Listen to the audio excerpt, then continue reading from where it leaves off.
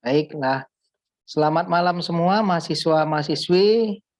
Semoga ini hari kita diberikan kesehatan oleh Tuhan Yang Maha Esa dan diberikan kekuatan untuk melanjutkan perkuliahan.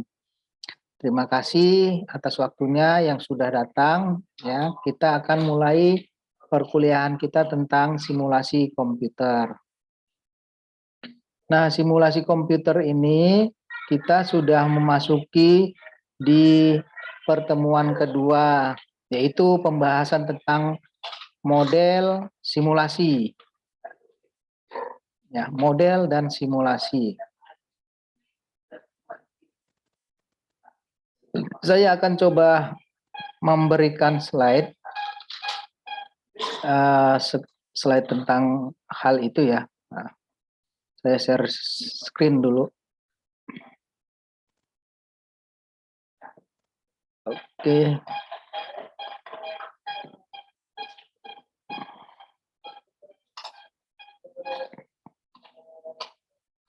Baik. Sampai di sini kita kemarin sudah mendefinisikan sistem ya. Kita sudah mendefinisikan sistem. Kelihatan ya? Kelihatan. Iya, Pak. Kelihatan. Oke.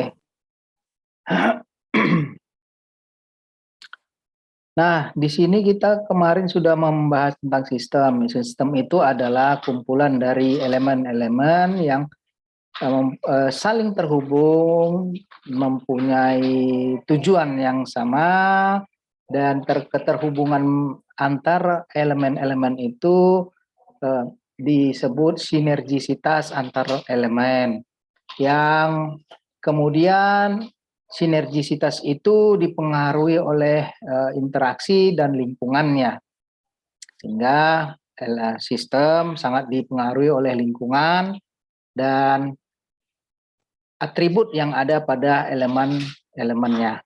Jadi atribut itu adalah nilai dari elemen tadi. Contoh misalnya sistem manufaktur.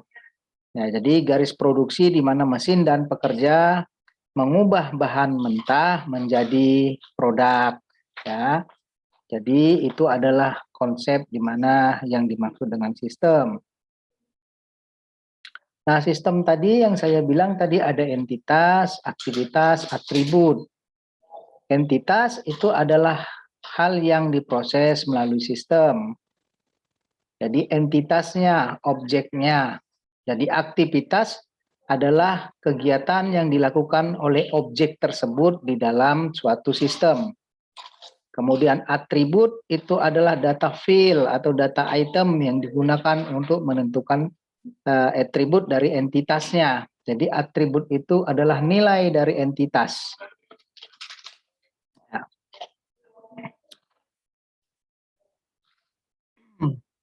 Ke contoh ya, setiap file selalu terdapat kunci dari file berupa file atau suatu set file yang dapat mewakili record. Misalnya nomor pokok mahasiswa. Itu merupakan kunci dari tabel mahasiswa atau perguruan tinggi. Setiap pencarian cukup menyebutkan nomor mahasiswa tersebut, maka dapat diketahui identitas mahasiswa lainnya seperti nama, alamat, dan atribut lainnya. Ya. Bisa itu yang lainnya ya, bisa nomor telepon, kemudian mata kuliah yang diambil oleh mahasiswanya, atau nomor pegawai bagi dosen ya, NIK untuk karyawan, kode kuliah untuk data mata kuliah dan sebagainya. Jadi nanti di dalam model, di dalam sistem ada namanya itu adalah entity relation diagram. Biasanya IRD, itu sebuah model yang menggambarkan interaksi antar entitas yang mempunyai atribut, di mana ada entitas itu berkoneksi. Jadi koneksi antar entitas itu ada satu ke satu, satu ke banyak. Jadi one to many, ada many to many, atau many to one. Jadi ada interaksinya, misalnya satu entitas dia punya 3 garis, ya. Nah ini berarti kan satu ke banyak entitas. Ya, misalnya satu entitasnya itu mahasiswa, dia mahasiswa mempunyai mata kuliah, nomor, NPM, kemudian nomor telepon dan sebagainya. Nah itu korelasinya antar entitas itu disebut satu ke banyak. Atau kebalikannya, ada banyak ke banyak. Gitu, dari banyak ini, banyak entitas, dia koneksi lagi dengan banyaknya entitas. Gitu.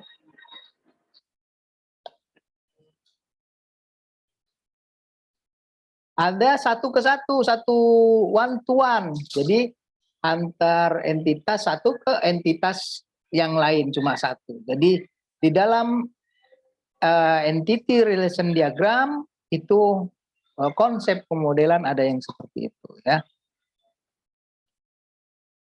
Nah, kalau di sini klasifikasi tentang simulasi, ada namanya simulasi statistik, ada simulasi dinamik. Jadi kalau ada simulasi statis, ada simulasi dinamik. Jadi kalau model statik itu representasi sistem pada waktu tertentu. Nah, waktu tidak berperan di sini. Contoh misalnya model Monte Carlo. Ada pernah dengar Monte Carlo, ya? Memang Monte Carlo itu adalah model yang dikembangkan di Las Vegas, tempat judi, ya. Jadi tempat judi itu ada namanya roll Monte Carlo. Jadi kalau dia berputar begini, ditaruh dadu, berputar dia. Jadi model itu yang diambil sebagai pelajaran. Jadi tempat judi ya masuk juga di pelajaran tentang teknik industri, ya. Jadi model namanya model Monte Carlo. Jadi ada dia model statik, ada dinamik. Nah, model dinamik representasi sistem dalam perubahan terhadap waktu. Misalnya compare di pabrik, apa namanya itu, ya, tangga belt berjalan itu, ya, compare namanya. Nah itu untuk yang dinamik. Kalau statik tadi ya seperti Monte Carlo. Kemudian model simulasi deterministik dan stokastik. Nah kemudian model simulasi kontinu dan diskrit. Nah itu kalau kontinu dan diskrit tergantung terhadap waktunya saja. Ya, saya rasakan kita sudah membaca tentang materi-materi kuliah yang saya paparkan, yang sudah saya sebut, sudah saya tuliskan di pada kita. Kemudian struktur dasar model simulasi itu umumnya memiliki unsur pertama komponen modelnya. Nah, setelah komponen ada variabel. Variabel itu ya ini nilai yang berubah-ubah. Jadi di dalam variabel itu ada variabel bebas, terikat, variabel penentu, variabel interperen yang menghubungkan gitu, ya. Macam-macam. Ya. Kemudian ada parameter. Parameter ini nilai tetap pada suatu saat, tetapi bisa berubah pada waktu yang berbeda. Jadi ada komponen, ada variabel, ada parameter, hubungannya ada, dan constraint-nya, batasannya ada. Jadi batasan di dalam suatu model simulasi. Jadi ada 5 konsep struktur dasar model simulasi, yaitu apa yang harus ada komponennya. Kedua, variabelnya ada. 3, parameternya. Parameter itu nilainya. Kalau ada variabel tak ada nilai tak bisa. Ada komponen tidak ada variabel tak bisa juga. Setelah itu apa? Hubungan fungsionalnya. Itu hubungan antar komponennya. Ada hubungan yang negatif, ada hubungan yang positif. Ya. Kemudian baru constraint-nya, batasannya. Batasannya dari mana? Itulah disebut ditentukan di lingkungan di dalam suatu sistem. Kemudian langkah, ya, langkah dalam simulasi itu apa? Untuk mensimulasikan suatu sistem itu pertama definisikan sistemnya. Jadi menentukan batasan sistem dan identifikasi variabel yang signifikan. Setelah didefinisikan sistemnya, formulasikan dengan model. Jadi apa sistemnya? Dimodelkan. Dimodelkan dengan hubungan antara komponen modelnya. Kemudian pengambilan data, kemudian dibuat model. Setelah model dibuat, diverifikasi dulu ini model sudah cocok atau tidak. Setelah cocok, validasi model, barulah disimulasikan, diskenariokan.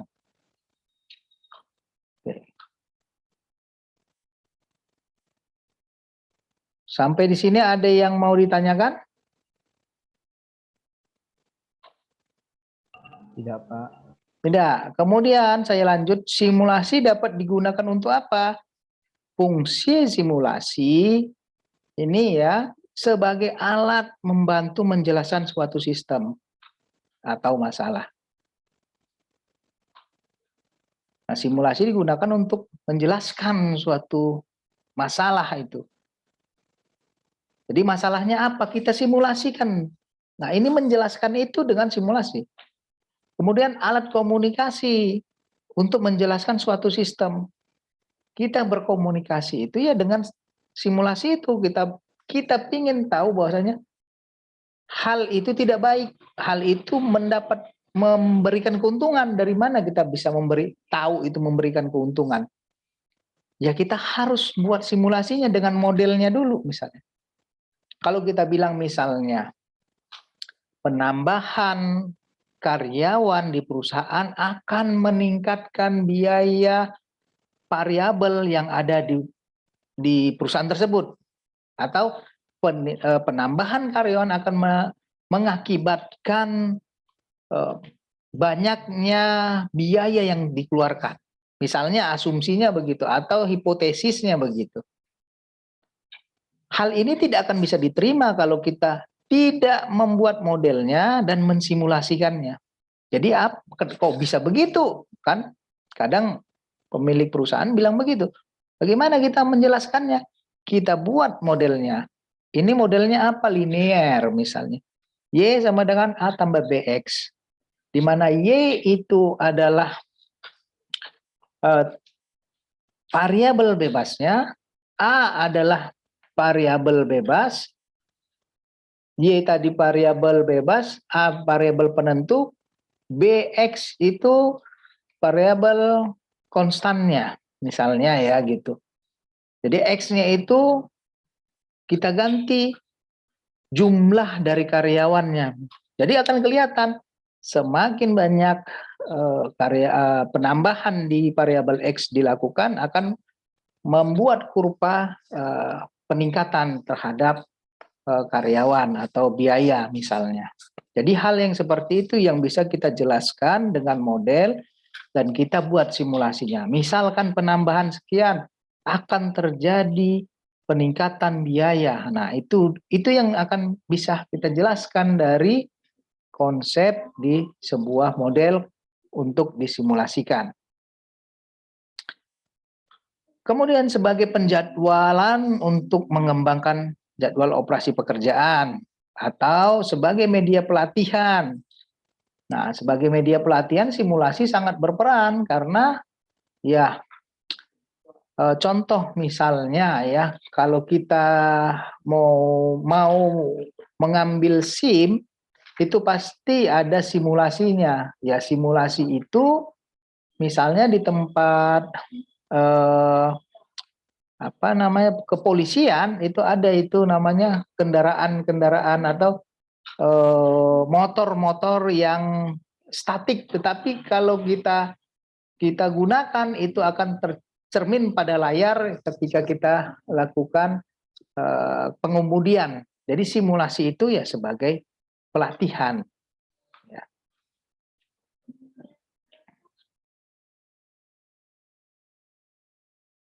Jadi saya akan mengambil kesimpulannya dari kesimpulan ini adalah simulasi memiliki keunggulan dan kelemahan.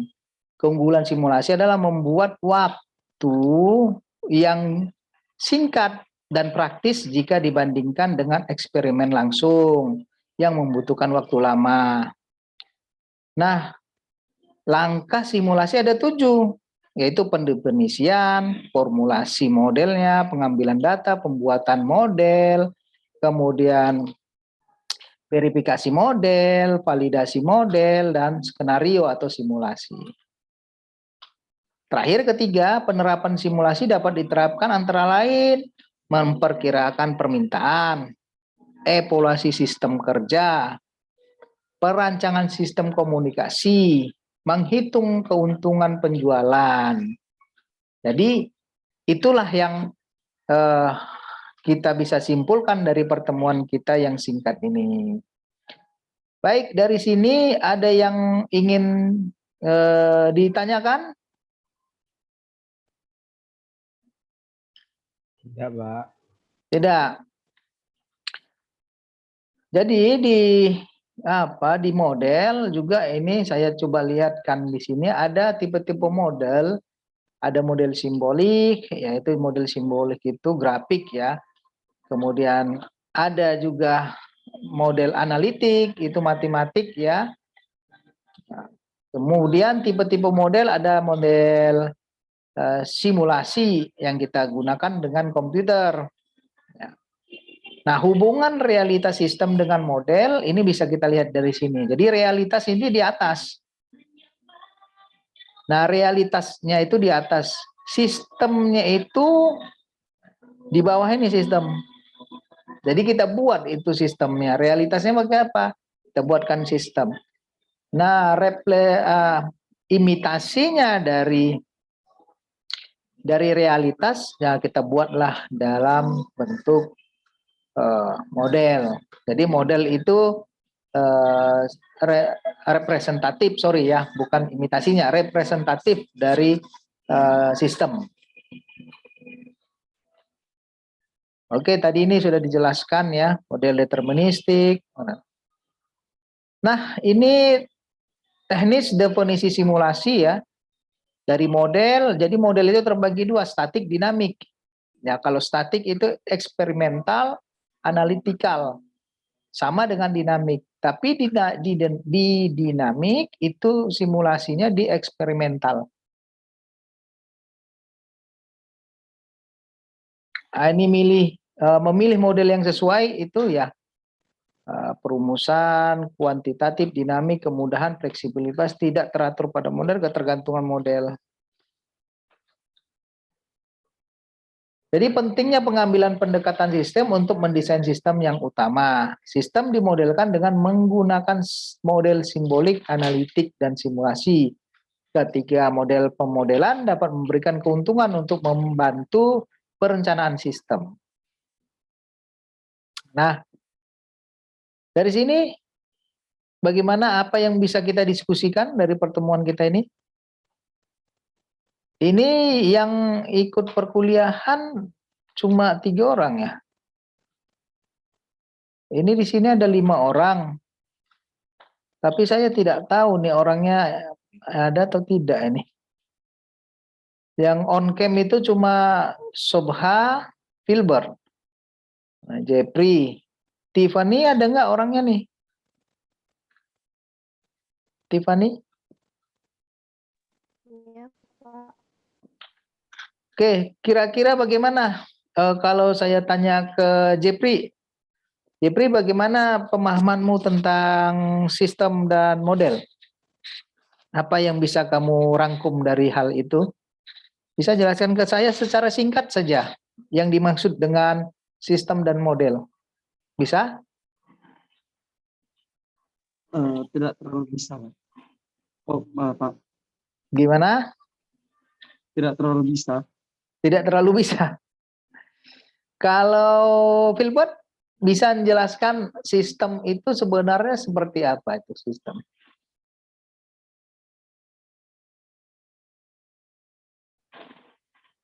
Bisa Filbert? Bisa, tapi kurang lengkap kayaknya, Pak. Boleh, Kurang boleh. jelas. Jadi coba nanti saya kalau kurang yang pas dengan apa yang saya sampaikan itu nggak masalah. Kalaupun tidak pas atau salah, ya kita nanti kita jelaskan lagi. Menurut Filbert lah, sistem itu seperti apa? Bisa sedikit kasih penjelasan, Filbert? Menurut saya sistem itu perangkat unsur yang secara teratur saling berkaitan dengan sesuatu sehingga dapat membentuk suatu totalitas. Sistem harus berkesinambungan dengan model dan sistem memiliki banyak apa ya komponen-komponennya. Ada entitas, atribut, aktivitas. Baik, terima kasih Filbert ya penjelasannya. Benar apa yang dibilang Filbert. Memang sistem itu terdiri dari beberapa komponen, banyak komponen dalam sistem, di mana sistem itu memiliki komponen-komponen yang saling terkait antara satu dengan yang lain. Tetapi interaksinya ini yang sinergis, yang memiliki tujuan yang sama. Di dalam sistem terkadang ada juga yang tidak sinergis. Nah, itu yang disebut komponen atau entitas yang tidak bersinergis ya. Nah, ada juga di situ. Sehingga hal yang seperti itu yang mengganggu sistem. Jadi sistem yang baik adalah sistem yang bisa mensinergikan komponen-komponennya. Itu. Jadi dari sistem masuk ke model. Nah, bisa jelaskan coba untuk model itu secara harfiahnya apa model?